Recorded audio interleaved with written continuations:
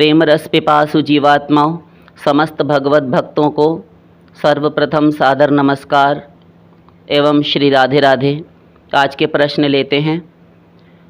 ज्योति मेहरा जी हैं, वे प्रश्न करती हैं कि ध्यान जप और चिंतन तीनों में क्या अंतर है। ध्यान, जाप और चिंतन तीनों में क्या अंतर है, तीनों का साधना पर कैसा प्रभाव पड़ता है। कई बार हम जप नहीं कर रहे होते पर भगवान को सोच रहे होते हैं। कृपया मेरी उलझन को सुलझाएं। आप सभी भक्तों का यदि इस प्रकार का कोई डाउट है और इस प्रकार के प्रश्न हैं तो वे भी इसी में अपने लिए उत्तर ले लें। ज्योति जी, विशेष रूप से आप भी ले लीजिए। देखिए, उलझन है ही कहाँ, उलझन है ही कहाँ। यदि उलझन हो तो सुलझाने का हम प्रयत्न करेंगे ना। फिर भी आपके समस्या और आपके जो प्रश्न का समाधान है तो उसके समाधान स्वरूप स्पष्टीकरण तो अवश्य में देंगे हम। ध्यान, जप और चिंतन आपने पूछे हैं, तीनों शब्द। पहले ध्यान समझिए और कृपया दत्तचित्त होकर समस्त भगवत भक्त श्रवण करें। हम अधिक डिटेल अब नहीं किया करेंगे क्योंकि बहुत अधिक हो जाता है। कई भक्तों की ऐसी शिकायत है, वे यद्यपि स्पष्ट रूप से हमसे नहीं कहते किंतु हम जानते रहते हैं कि उन्हें विषय अधिक लंबा लगता है तो वे छोड़ देते हैं। तो ठीक है, आप समझ लीजिए। ध्यान समस्त इंद्रियों को उनके उनके कार्यों से हटाकर नियंत्रित करके मन में और मन को बार बार किसी भी माइक सांसारिक प्रपंच में और प्रपंच के दृश्यों, वस्तुओं, प्राणी, पदार्थों से जहाँ जहाँ भी यह मन भटकता है, चंचलता करता है, जिस जिस स्थान, जिस भी वस्तु, पदार्थ आदि में जाए वहाँ से बार बार हटाना और एक ध्येय वस्तु में लगाना। हर बार किसी एक ध्येय वस्तु में लगाने का प्रयत्न करना, प्रयास करते ही जाना। बार बार जहाँ ये सांसारिक विषय प्रपंचों में भागता रहा अनादिकाल से अब तक, अब वहाँ से आप इसे हटाने का प्रयत्न करते हैं और अपनी किसी एक ध्येय वस्तु अथवा अपने इष्ट आराध्य भगवान में, ईश्वर में लगाने का प्रयत्न करते हैं। तो ये प्रयास जो है, इसी प्रक्रिया को प्रत्याहार कहते हैं। यद्यपि आपने ध्यान से प्रारंभ किया है, ध्यान, जाप और चिंतन, किंतु हमें इसके एक सोपान पहले जाना होगा, इसीलिए हम प्रत्याहार से प्रारंभ कर रहे हैं। तो जब आप बारंबार किसी ध्येय वस्तु में इस मन को विषयों से हटाकर केंद्रित करने का प्रयत्न कर रहे होते हैं तो बार बार हटाना और किसी एक ध्येय वस्तु में लगाना अथवा लगाने का प्रयत्न करना, इसे कहते हैं प्रत्याहार। ठीक। और जब इसे बार बार करते करते आपके इस प्रयास का रिजल्ट आता है, यानी इसका परिणाम आता है, आप उन्नति कर लेते हैं, क्योंकि कुछ भी आप अभ्यास करेंगे तो वह सफल भी होगा। यदि करते रहेंगे, बीच में ही नहीं छोड़ देंगे तो जब इसका रिजल्ट आएगा तो मन को हटाना, ध्येय में लगाने का प्रयत्न करना, ये अभ्यास करना, ये तो हुआ प्रत्याहार। अब इसका फल मिला आपको कि अब अधिक परिश्रम नहीं करना पड़ता मन को सांसारिक विषय प्रपंचों से हटाने के लिए। जैसे पहले आप प्रयत्न करते थे, अब नहीं करना पड़ता, क्योंकि अब आपका जो अभ्यास है ना, इतने दिनों का, वो काम कर रहा होता है, आपकी हेल्प कर रहा होता है। तो अब आप जब चाहे तब हटाकर भीड़ में भी एकांत में जाने लगते हैं, जा सकते हैं। ठीक है, लगभग आप एकांत में जा सकते हैं। बहुत अधिक शोरगुल यदि हो, बहुत ज़्यादा व्यवधान हो, विक्षेप हो, तब ध्यान भटकेगा अभी, क्योंकि अभी ऐसी स्थिति प्राप्त नहीं है। किंतु बहुत हद तक ऐसी स्थिति आ जाती है कि अब आपको काफ़ी रिलैक्स फील होता है, अब आपको आसानी होती है मन को विषयों से हटाने में।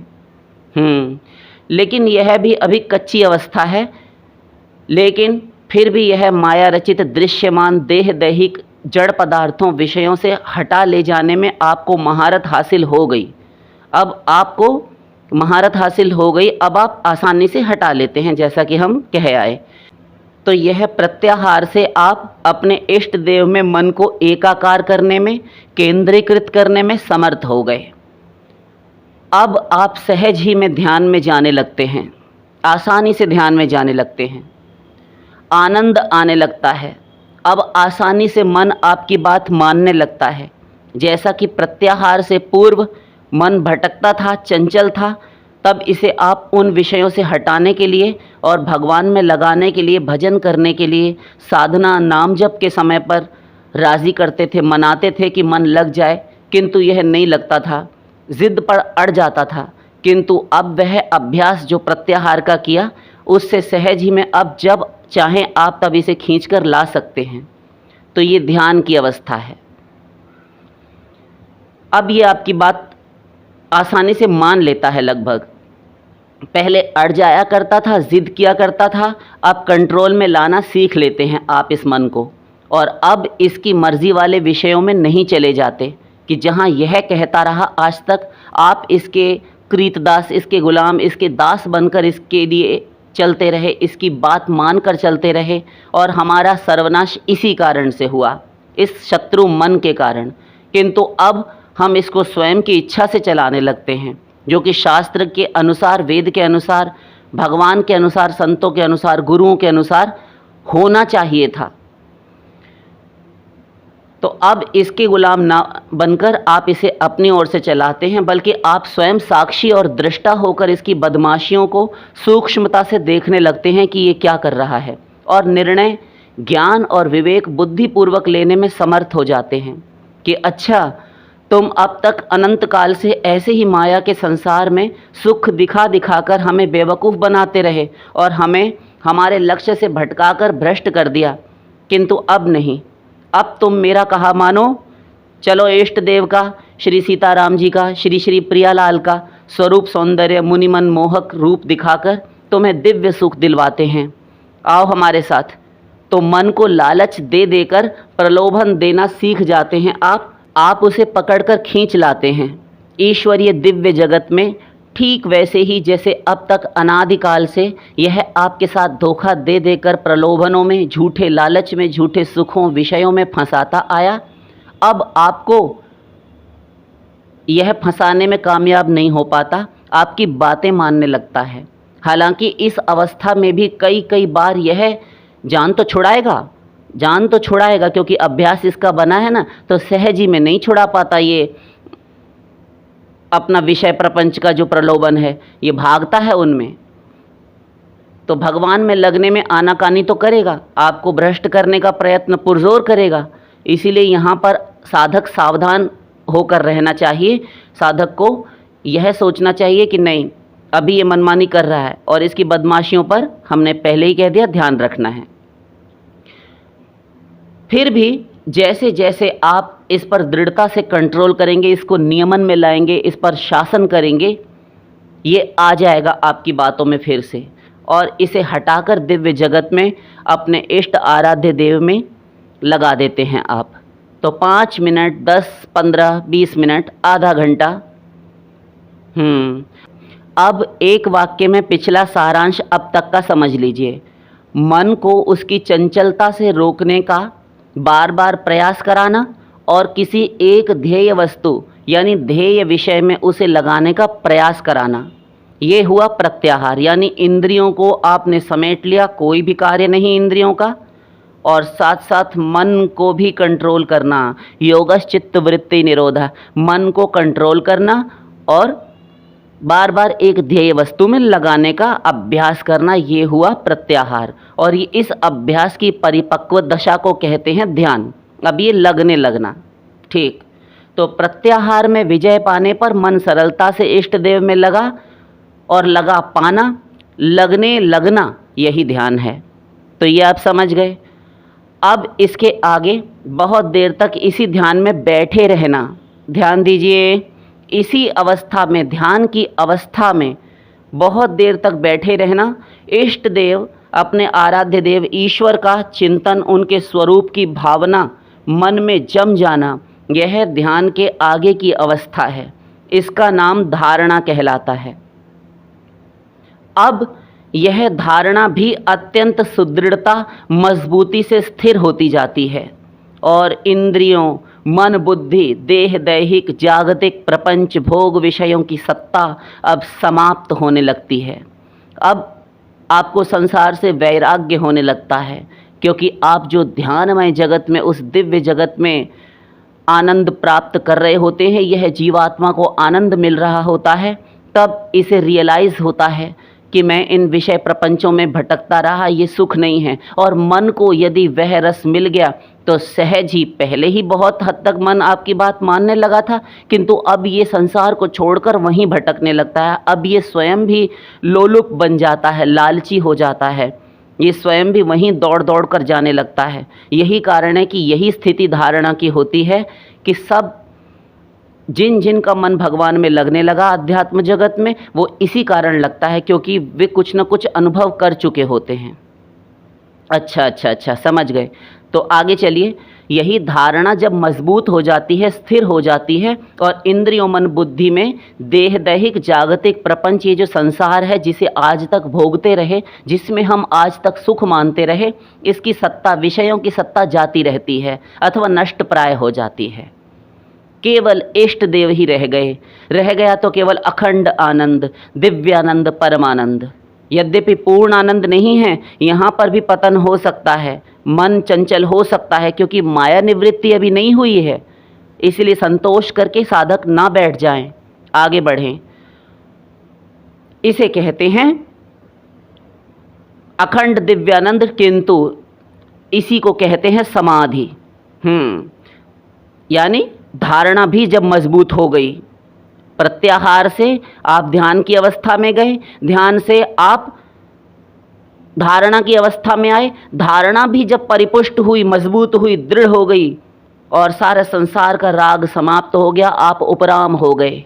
विषय चिंतन, विषय अनुराग छूट गया, विषयासक्ति छूट गई, संसार की आसक्ति, लोभ, मोह, ममता, ये सब जाते रहे, तो आपकी लग गई समाधि। समाधि, ध्यान से सुने, समाधि दो प्रकार की होती है। नंबर 1 संप्रज्ञात समाधि, नंबर 2 असंप्रज्ञात समाधि। किंतु ये आज का विषय नहीं है, इसे फिर किसी दिन रखेंगे। तो आपने ध्यान पूछा था, हमने ध्यान के भी पहले से शुरू किया और ध्यान के बाद के भी 2 सोपानों पर संक्षिप्त चर्चा की। अब तक आप समझ गए, तो ध्यान तो क्लियर हो गया, समाधि भी क्लियर हो गई। अब आपका बचा चिंतन। तो चिंतन का अर्थ भी लगभग स्मरण ही होता है। आप भगवान को बस इस अवस्था में चौकन्ने अथवा जाने अनजाने में सोचते रहते हैं, या तो चौकन्ने होकर सोचते हैं या अनजाने में आपका ध्यान भगवान के किसी स्वरूप, मूर्ति, उनकी किसी लीला, उनके किसी गुण इत्यादि में सहज ही रम रहा होता है।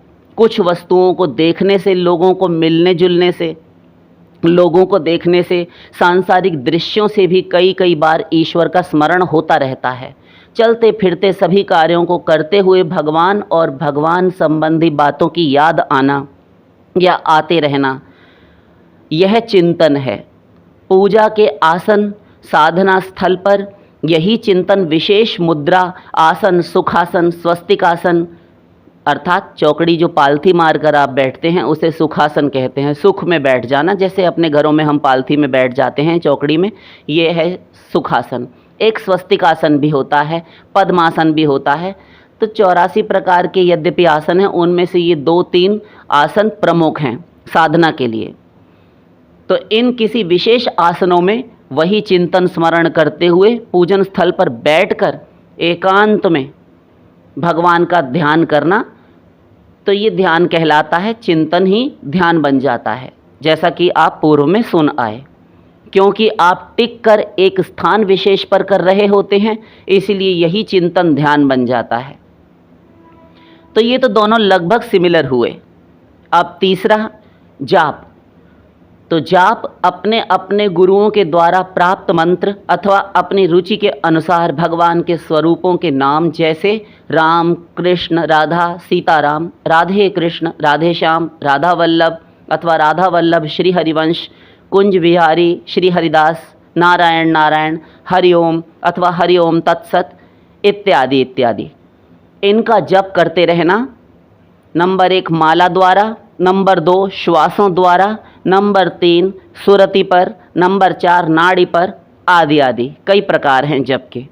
तो जिस किसी भी प्रकार से नाम लेने पर सभी का कल्याण और मंगल शुभ ही होता है। नाम जप के विषय में धर्मशास्त्रों में आता है कि जो मनुष्य परमात्मा के गूढ़ रहस्य निगूढ़ तत्व को जानने की इच्छा रखते हैं, वे नाम को अपनी रसना अर्थात इस जीभ से जप कर परमात्मा के दिव्य रस को जान सकते हैं, भगवान के तत्व को समझ सकते हैं। क्योंकि भगवान स्वयं नाम जापक से प्रसन्न होकर अपनी शक्ति प्रदान करते हैं और स्वयं जना देते हैं। जैसा कि श्री रामायण जी कहती हैं, सोई जानई जेहि देव जनाई। भगवान जिसे जना देते हैं वही जान लेता है। कुल मिलाकर कहें तो ईश्वर प्राप्ति, निर्वाण, मोक्ष प्राप्ति, मुक्ति प्राप्ति आदि ये तो पर्यायवाची हुए, किंतु ये सब मिल जाता है, ईश्वरीय ज्ञान भी हो जाता है, दिव्यानंद भी मिल जाता है। आदि आदि की प्राप्ति के लिए जो भी साधनाएं हमारे धर्मशास्त्रों और पुराणों में बताई जाती हैं, उनमें से एक है भगवान के पावन नामों का जाप। भगवान श्री कृष्ण ने तो 10वें अध्याय गीता जी के 25वें श्लोक में स्वयं कहा है। भगवान कहते हैं, यज्ञानाम जप यज्ञोस्मि। 10वां अध्याय विभूति योग, उसके 25वें श्लोक को निकालिए आप यदि घर पर गीता जी हैं तो। उसमें भगवान स्वयं कहते हैं, अर्जुन मैं यज्ञों में 17 प्रकार के जो यज्ञ कहे गए हैं, ये भगवान ने विशेष नहीं कहा, हम बता रहे हैं।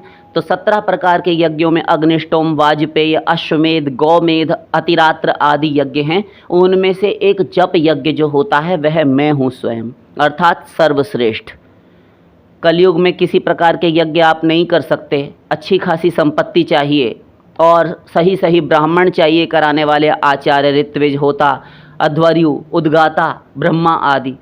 ये नहीं संभव है। तो जप यज्ञ हर कोई प्राणी कर सकता है। तो अब अंतिम प्रश्न आपका कि साधना पर क्या प्रभाव पड़ेगा। तो कुछ भी विपरीत प्रभाव नहीं पड़ेगा, नहीं पड़ता साधना पर इसका। ईश्वर प्राप्ति के साधनों में नवधा भक्ति अंगों में तीनों ही पहले से ही भागवताचार्यों शास्त्रों द्वारा प्रामाणिक उपाय हैं। आपके अनुसार जो नाम दिए गए वे तो आचार्यों द्वारा, महाभागवतों द्वारा, शास्त्रों द्वारा पहले से ही प्रमाणित हैं। ध्यान, स्मरण और जप तो पीछे क्लियर कर चुके हैं। एक एक वाक्य में संक्षेपतः पुनः समझ लें। श्रवणम कीर्तनम वैष्णोः स्मरणम पादसेवनम अर्चनम वंदनम दास्यम सख्यमात्म निवेदनम। भागवत तो स्मरण आया ना श्लोक में। और ध्यान वो बता ही दिया, आपने समझ भी लिया। स्मरण ध्यान एक ही बात। जप बता ही दिया, सर्वत्र सब जगह शास्त्रों में भरा पड़ा है। जप जगह जगह कहा जा रहा है कि भगवान का जप करो।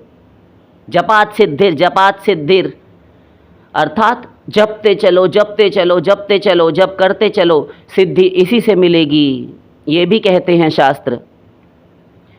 तो कुछ उदाहरण गीता के अनुसार दिए, जैसे यज्ञों में जप यज्ञ में हूँ।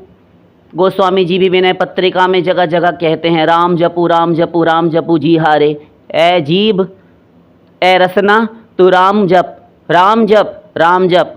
एरी रसना तू राम राम राम राम काहे न रटत, तू राम राम क्यों नहीं रटती। अपनी ज़बान को समझा रहे हैं गोस्वामी जी, क्योंकि हम लोग तो बेवकूफ़ है, समझेंगे नहीं, उनसे झगड़ा करने लगेंगे, तो वे अपने आप को समझा रहे हैं। तो जपने के लिए कहा।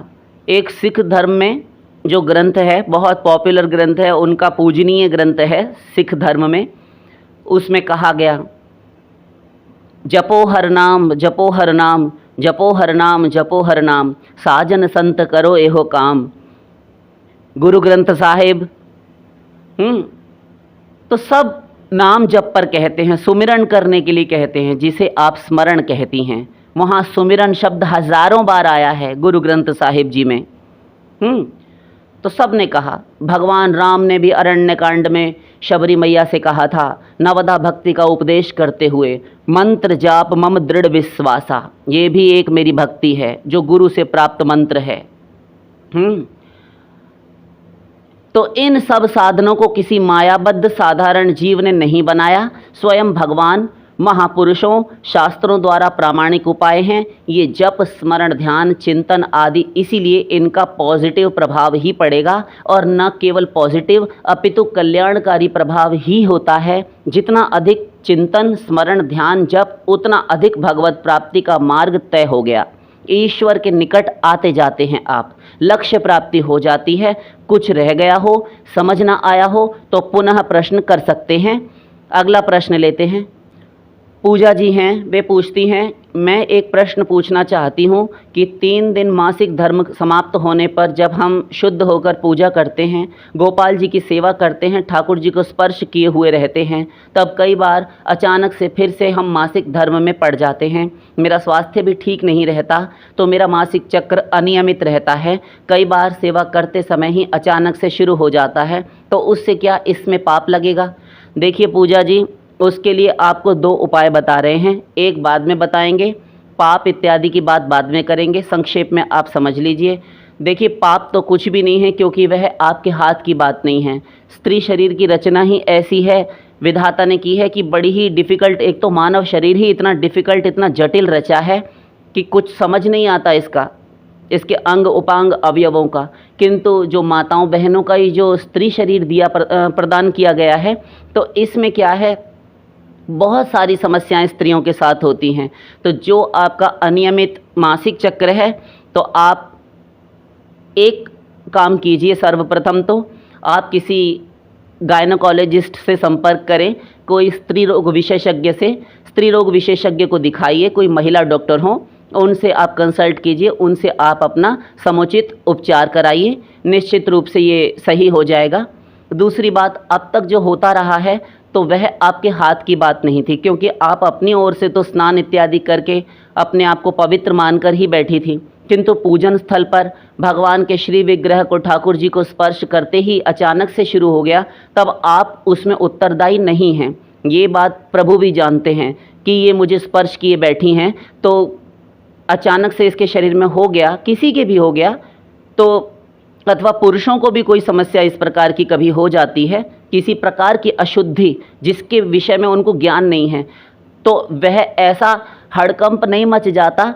दूसरी बात, पाप की तो ऐसी बात है कि देखिए, समस्त पाप भगवत प्राप्ति पर क्षमा करा दिए जाते हैं, और साधना अवस्था में ही जब साधना करने चलते हैं तभी भगवान सारे अपराध उठाकर फेंक देते हैं। भगवान रहती न प्रभु चित चूक किए की, करत सुरति सै बार ही की। तो प्रभु तो भावग्राह्य मणिडाख्यम भावा भाव करम शिवम, भावग्राही जनार्दन। भगवान केवल आपका भाव ग्रहण कर रहे होते हैं, वे ये नहीं देखते कि किस प्रकार से स्नान आदि करके कैसी सेवा सजा कर बैठी हैं अथवा बैठे हैं, है ना। तो वो आपके हाथ की बात नहीं है, इसलिए आप हृदय में इतना भयभीत ना हो। सर्वप्रथम आप किसी गायनोकोलॉजिस्ट से संपर्क करें। तत्पश्चात आप एक काम कर सकते हैं कि मैं क्या करूं, आप क्या करें, आप क्या कर सकते हैं, जब तक समुचित आपका उपचार ना हो जाए और आपके जो मासिक चक्र हैं ये ठीक ना हो जाएं, तब तक तो आपको समस्या रहेगी ही। तो उसके लिए एक उपाय का अवलंबन आपको करने के लिए हम बता रहे हैं। आप ये कीजिए कि आप श्री मूर्ति की उपासना घर में, आपके पुत्र आदि हैं, आपके बच्चे हैं, बेटे हैं, यदि और कोई सदस्य हैं, यदि ये नहीं हैं तो आप उनको सेवा सौंप दीजिए। तब तक आप अपना इलाज करवाते रहिए। और यदि आप इस प्रश्न के उत्तर में फिर से प्रश्न करें तो उससे पहले ही हम अपनी ओर से ही आपका प्रश्न बनाकर तैयार करके उत्तर दे रहे हैं। वो ये कि मेरा मन नहीं लगेगा यदि मैं ऐसे पूजा नहीं करूँगी तो आप भगवान का एक स्थान पर बैठकर अपने एकांत में भजन करते रहिए, नाम जप कीजिए। सबसे बड़ी सेवा भगवान की, नाम जप में सब प्रकार की सेवा और सब प्रकार के साधन आ जाते हैं, और उसमें न केवल साधन आ जाते हैं, सेवाएं आ जाती हैं, वरन भगवान का रूप, लीला, गुण, धाम, संत भक्त परिकर भी आ जाते हैं। तो जैसा कि हमने पूर्व में कहा कि सारी सेवा भगवान भाव से स्वीकार करते हैं। और यदि फिर भी हमारे वचनों पर विश्वास ना हुआ हो तो प्रातः स्मरणीय परम वंदनीय श्री श्री पूज्य सद्गुरुदेव महाराज का भी यही कहना है, और वल्लभ संप्रदाय के वल्लभाचार्य जी महाराज, उन्होंने भी मानसी पूजा पर ही जोर दिया है। यानी तनुजा वित्तजा मानसी, तो तनुजा अर्थात शरीर से की जाने वाली सेवा, जैसे कि आप करती हैं, 99% भक्त करते हैं। और वित्तजा जो धन से संपन्न की जाती है, पूर्ण की जाती है। तो धन और शरीर से भी कई बार असमर्थ हो जाते हैं लोग, किन्हीं के पास धन पर्याप्त नहीं होता सामग्री खरीदने के लिए कि प्रभु को एक ड्रेस भी ढंग से खरीद कर पहना दें। और जैसे आप शरीर से अशक्त हैं, असमर्थ हैं, ऐसे बहुत से भक्त हैं जो बीमार पड़ जाते हैं, अस्वस्थ रुग्ण हो जाते हैं, तो वे कई दिनों तक, कई महीनों तक सेवा नहीं कर पाते। तब ऐसी अवस्था में भी मन से पूजा सब कर सकते हैं। यदि बेड पर भी पड़े हुए हैं तो भी मन से प्रभु का स्मरण, चिंतन, उनका हार श्रृंगार भोग कर सकते हैं। मानसिक मूर्ति तैयार कीजिए, मानसिक भगवान के उपचार आदि से पूजा कीजिए, माला अर्पण कीजिए, चंदन लगाइए, धूप दीप कीजिए, मन से आरती गाइए, भगवान को भोग लगाइए, प्रभु से हंसिए, खेलिए, बोलिए, बतलाइए, बात कीजिए इस प्रकार से। और प्रभु की मुनिमनहारिणी लीलाओं का चिंतन करते रहिए। आशा करते हैं आप शीघ्र ही सही हो जाएंगी। तो वल्लभाचार्य जी महाराज कहते हैं कि मानसी पूजा करनी चाहिए प्रभु की। इन्होंने मानसी पूजा को विशेष रूप से प्रचारित किया और इसी पर बल दिया। और हमारे भी श्री श्री पूज्य सद्गुरुदेव महाराज ने भी मानसी पूजा पर ही बल दिया है। हम तो मानसी साधना, मानसी सेवा, मानसी स्मरण इत्यादि सब कुछ मन से करने के ही लिए कहते हैं, है ना। तो आप इस प्रकार उपचार कराइए। निश्चित रूप से प्रभु सब कुछ जानते हैं, आपको अपने हृदय की बात उनसे कहने की आवश्यकता नहीं पड़ेगी, आप शीघ्र ही सही हो जाएंगी। शेष फिर